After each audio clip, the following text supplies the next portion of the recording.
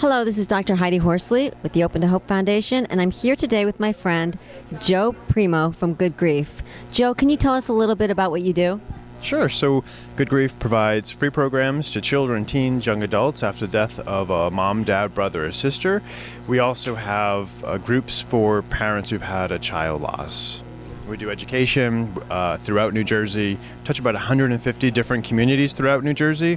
We advocate for kids, really taking care of the whole child, and we try to raise awareness to ensure that every child in New Jersey, there are approximately 280,000 grieving children in New Jersey, and we're trying to ensure that they all get the support that they need after experiencing that important death. I love what you're doing, Joe. So what do grieving kids need after a loss? What they need is pretty simple. They need facts, they need honesty, they need caring adults who are going to support them and talk openly with them and giving them the space to tell their story, to express their emotions and their feelings while not pressuring them and forcing them to talk about it if they don't want to. I think ultimately grieving kids need to know that they're not alone, and at the same time they need to know that the people in their lives who they believe and who have loved them continue to love them, and that they're present, and that there's communication, and not to be cheesy about it, but that there's love, and love goes a really long way. I really like this. And so not putting pressure on them and forcing them to talk. Okay, and what are the things that we shouldn't do? It sounds like not put pressure. Is there anything else you would say to parents out there that they should not be doing? There's a laundry list, and I think oftentimes, people are always afraid of the should nots. Yeah.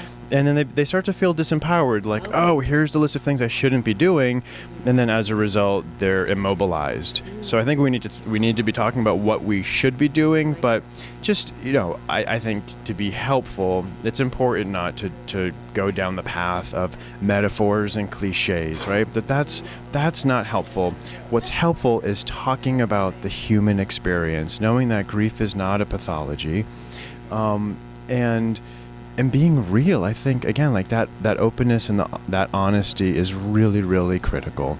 So if we're real, then kids trust us. If we're philosophizing or trying to make meaning for them or tell them the teaching, that's not real because it may not mirror their experience. What's important is, what are they experiencing? How is it impacting and affecting them and supporting them through that process?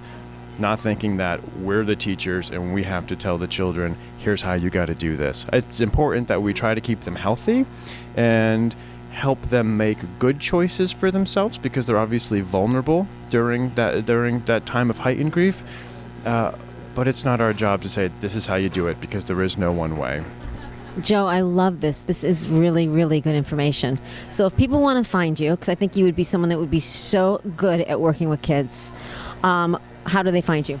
Sure. So you can visit Good Grief's website, www.good-grief.org. You can call us at 908-522-1999. We have, if you're in the New Jersey area, we have a center in Morristown, New Jersey, and in Princeton, New Jersey. And then, of course, we do awareness throughout the country.